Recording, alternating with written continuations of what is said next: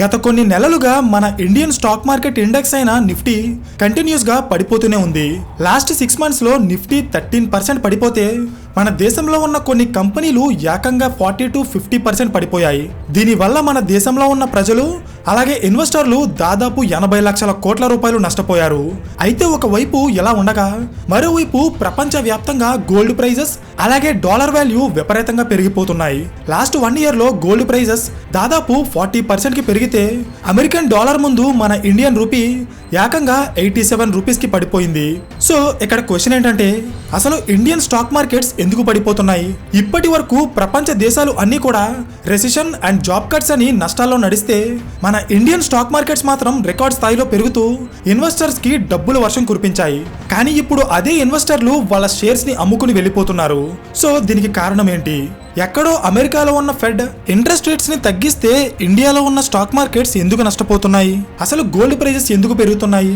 ఇప్పుడు మన దేశంలో ఉన్న ఎంతో మంది సామాన్య ప్రజలు షేర్స్ లో అలాగే మ్యూచువల్ ఫండ్స్ లో పెట్టిన డబ్బులు అన్ని కూడా నష్టాల్లోనే ఉన్నాయి. ఈ నష్టాలు చూసిన ప్రజలు ఎస్ఐపీలు చేయడం కూడా తగ్గించేస్తున్నారు. వాళ్ళ పోర్ట్ఫోలియోలో ఉన్న షేర్స్ ని ఉంచాలా అమ్మేయాలా అనేదే ఇప్పుడు బిగ్గెస్ట్ క్వశ్చన్. ఈ వీడియో మీరు లాస్ట్ వరకు చూస్తే అసలు ఇదంతా ఎందుకు జరుగుతుందో మీకు ఒక క్లారిటీ వస్తుంది. ఎందుకంటే ఈ వీడియోలో హిస్టారికల్ డేటాతో సహా నేను చాలా క్లియర్గా ఎక్స్ప్లెయిన్ చేశాను. ఆ డేటాని మాత్రం అస్సలు మిస్ అవ్వకండి. So let's begin. Hello everyone, welcome to today's video and this is your friend Surya. జనరల్గా స్టాక్ మార్కెట్స్ కొన్ని నెలలు లేదా సంవత్సరాల పాటు కంటిన్యూస్గా పడిపోతున్నాయంటే దానికి మల్టిపుల్ రీజన్స్ ఉంటాయి. సేమ్ అలాగే ఇప్పుడు ఇండియన్ స్టాక్ మార్కెట్స్ కరెక్ట్ అవ్వడానికి కూడా చాలా రీజన్స్ ఉన్నాయి. ఆ రీజన్స్ ఏంటో చెప్తా చూడండి. Reason number 1, fed interest rate cuts. దీన్ని కాస్త జాగ్రత్తగా వినండి. ఒక దేశ ఆర్థిక వ్యవస్థ ఎప్పుడైనా స్లో అయితే, అంటే ఆ దేశంలో ఉన్న ప్రజలకి జాబ్స్ రాకపోయినా, ప్రజల యొక్క ఆదాయం తగ్గినా, అప్పుడు వాళ్ళ పర్చేసింగ్ పవర్ అనేది పడిపోతుంది. పర్చేసింగ్ పవర్ అంటే కొనుగోలు శక్తి. ఫర్ ఎగ్జాంపుల్, మీ జేబులో డబ్బులు ఉంటేనే మీకు కావాల్సిన వస్తువులని మీరు కొనుక్కోగలుగుతారు. మీరు వస్తువులని కొంటేనే బిజినెస్ చేసే కంపెనీలు డబ్బులు సంపాదిస్తాయి. సో ఒక దేశ ఆర్థిక వ్యవస్థ బాగా రన్ అవ్వాలంటే ఆ దేశంలో ఉన్న ప్రజల దగ్గర డబ్బులు ఉండేలా చేయాలి. అంటే వాళ్ళకి జాబ్స్ క్రియేట్ చేయాలి. జాబ్స్ క్రియేట్ చేయాలంటే ఆ దేశంలో కంపెనీలు పెట్టాలి. ఇది బాగా గుర్తుపెట్టుకోండి. ఎందుకంటే ఎవరు కూడా వాళ్ళ జేబులో ఉన్న డబ్బు తీసి కంపెనీలు లేదా బిజినెస్లు స్టార్ట్ చేయరు. బ్యాంకుకి వెళ్ళి లోన్ తీసుకున్న తర్వాతే బిజినెస్లో స్టార్ట్ చేస్తారు. ఇదంతా కూడా ఒక సైక్లిక్ ప్రాసెస్. ఫర్ ఎగ్జాంపుల్, దేశం బాగుండాలంటే ప్రజల దగ్గర డబ్బు ఉండాలి. డబ్బు ఉండాలంటే జాబ్స్ కావాలి. జాబ్స్ కావాలంటే కంపెనీలు రావాలి. కంపెనీలు రావాలంటే బ్యాంకులు తక్కువ వడ్డీకే లోన్స్ ఇవ్వాలి. ఈ సైక్లిక్ ప్రాసెస్ ప్రతి దేశంలో కూడా ఇలాగే రన్ అవుతుంది. అయితే దీనికి ఇప్పుడు స్టాక్ మార్కెట్స్ కింద పడటానికి లింక్ ఏంటి అనుకుంటున్నారా? చెప్తా చూడండి. గత కొన్ని సంవత్సరాల నుండి అమెరికన్ ఆర్థిక వ్యవస్థ స్లోగా రన్ అవుతుంది. అక్కడ ప్రజలకి జాబ్స్ తగ్గిపోవడం వల్ల కొనుగోలు శక్తి తగ్గి ఓవరాల్గా ఆ దేశ ఆర్థిక వ్యవస్థ స్లో అయింది. సో ఇంతకు ముందు మనం చెప్పుకున్నట్టే ఆర్థిక వ్యవస్థని స్పీడప్ చేయాలంటే ఆ దేశంలో ఉన్న బ్యాంకులు బిజినెస్ చేయాలనుకునే వాళ్ళకి తక్కువ ఇంట్రెస్ట్ రేట్కే లోన్స్ ఇవ్వాలి. అవునా? సో మన ఇండియాలో వడ్డీ రేట్లని ఆర్బీఐ డిసైడ్ చేస్తుంది. సేమ్ అలాగే అమెరికాలో ఇంట్రెస్ట్ రేట్స్ ని ఫెడ్ డిసైడ్ చేస్తుంది.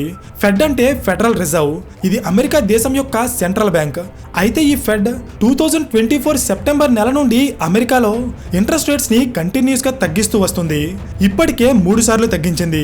అయితే అమెరికాలో ఉన్న ఇంట్రెస్ట్ రేట్స్ తగ్గిస్తే మన దేశంలో ఉన్న స్టాక్ మార్కెట్స్ ఎందుకు పడిపోతున్నాయి అనుకుంటున్నారా? దీనికి రీజన్ ఫారిన్ ఇన్వెస్టర్స్. వీళ్ళనే ఫారిన్ ఇన్స్టిట్యూషనల్ ఇన్వెస్టర్స్ అంటారు. వీళ్ళకి మన ఇండియన్ స్టాక్ మార్కెట్లో 15 to 20% వాటా ఉంది. సో వీళ్ళు ఎలా ఆలోచిస్తారంటే, ఏ దేశంలో అయితే ఎక్కువ రిటర్న్స్ వస్తాయో, ఏ దేశ జీడిపి అయితే బాగా పెరుగుతుందో ఆ దేశంలో ఫారిన్ ఇన్వెస్టర్లు వాళ్ళ డబ్బుని పెట్టుబడిగా పెడతారు. లాజిక్ అర్థమైందా? సో ఎప్పుడైతే అమెరికన్ గవర్నమెంట్ వాళ్ళ దేశంలో ఆర్థిక వ్యవస్థని స్పీడప్ చేయడానికి ఇంట్రెస్ట్ రేట్స్ని తగ్గించిందో అప్పుడు ఆ దేశంలో ఉన్న కంపెనీలు ఫ్యూచర్లో బాగా పెర్ఫామ్ చేయడానికి ఎక్కువ స్కోప్ ఉంటుంది. అందుకే ఈ ఫారిన్ ఇన్వెస్టర్స్ ఫెడ్ ఇంట్రెస్ట్ రేట్స్ని కట్ చేసిన వెంటనే ఇండియన్ మార్కెట్లో వాళ్ళకి ఉన్న షేర్స్ని అమ్మేసుకుని వాళ్ళ డబ్బుని వెనక్కి తీసుకెళ్లడం స్టార్ట్ చేశారు. ఫర్ ఎగ్జాంపుల్, 2024 సెప్టెంబర్ నెలలో అమెరికాలో ఉన్న ఫెడ్ ఫస్ట్ టైం వాళ్ళ ఇంట్రెస్ట్ రేట్స్ని తగ్గిస్తున్నట్టు అనౌన్స్ చేసింది. అండ్ ఎగ్జాక్ట్గా అదే సెప్టెంబర్ నెల నుండి మన ఇండియన్ స్టాక్ మార్కెట్స్ కూడా డౌన్ ట్రెండ్లో మూవ్ అవ్వడం స్టార్ట్ చేశాయి. అయితే ఇక్కడ మీకు మరొక విషయం తెలియాలి. అదేంటంటే అమెరికన్ ఇన్వెస్టర్స్ ప్రపంచ దేశాల్లో వాళ్ళకి ఉన్న షేర్స్ని అమ్మేసి ఆ డబ్బుని వాళ్ళ దేశానికి తీసుకెళ్లిపోవడం వల్ల రీసెంట్ టైమ్స్లో అమెరికన్ డాలర్ ప్రైస్ అనేది పెరుగుతూ వచ్చింది. సింపుల్గా మీకు అర్థమయ్యేలా చెప్తా చూడండి. అమెరికన్ ఇన్వెస్టర్స్ ఇండియాలో ఇన్వెస్ట్ చేయాలంటే వాళ్ళకి రూపాయి కావాలి. సో వాళ్ళు డాలర్ని రూపీస్లోకి కన్వర్ట్ చేసి ఇక్కడ ఇన్వెస్ట్ చేస్తారు.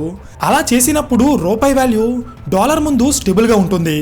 కానీ ఎప్పుడైతే ఫారిన్ ఇన్వెస్టర్స్ ఇండియాలో వాళ్ళ షేర్స్ని అమ్మేసి వాళ్ళ డబ్బుని రూపీస్ నుండి మళ్ళీ అమెరికన్ డాలర్స్లోకి మార్చేసుకుంటారో అప్పుడు రూపాయి వాల్యూ పడిపోయి డాలర్కి డిమాండ్ పెరిగిపోతుంది.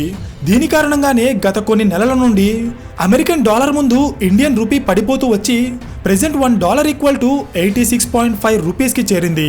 లాజిక్ అర్థమైందా? అయితే ఇండియన్ స్టాక్ మార్కెట్స్ పడిపోవడానికి ఇంకా చాలా రీజన్స్ ఉన్నాయి. రీజన్ నెంబర్ 2, లో ఎకనామిక్ పెర్ఫార్మెన్స్.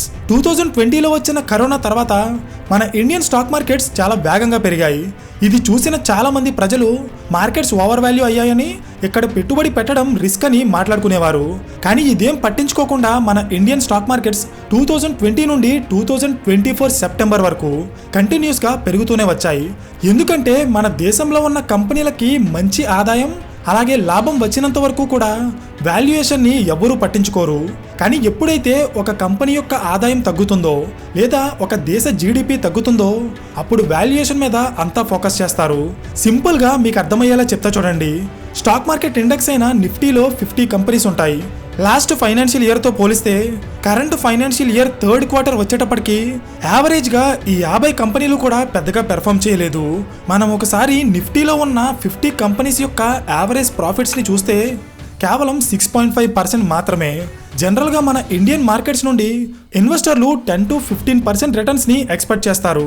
కానీ ప్రెజెంట్ మన ఇండియన్ కంపెనీలు ఆ రేంజ్లో పెర్ఫామ్ చేయడం లేదు.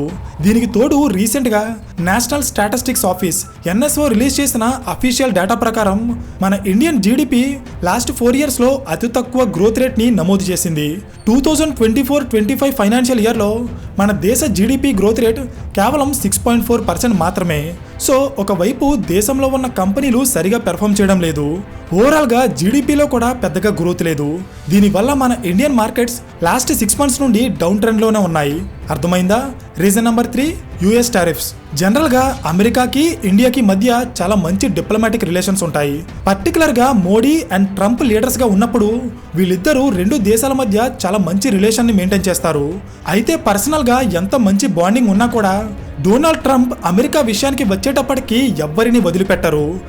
తమ్ముడే పేకాటే అన్నట్టు రీసెంట్గా డొనాల్డ్ ట్రంప్ ఇండియాతో ఎంత మంచి రిలేషన్ ఉన్నా కూడా ట్యాక్సుల విషయంలో కుదరదని చెప్పి ఇండియన్ గూడ్స్ మీద ట్యాక్సులు పెంచబోతున్నట్టు అనౌన్స్ చేశారు.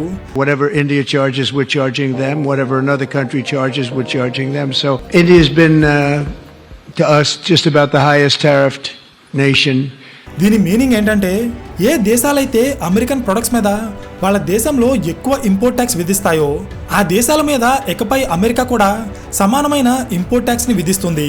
ఇలా ఇంపోర్ట్ ట్యాక్స్లు పెంచడం వల్ల వస్తువుల యొక్క ధరలు పెరిగిపోయి సేల్స్ తగ్గిపోతాయి. ఫర్ ఎగ్జాంపుల్, ధరలు పెరిగిపోవడం వల్ల అమెరికన్ ప్రొడక్ట్స్కి ఇండియాలో సేల్స్ తగ్గిపోతే ఇండియన్ ప్రొడక్ట్స్కి అమెరికాలో సేల్స్ తగ్గిపోతాయి.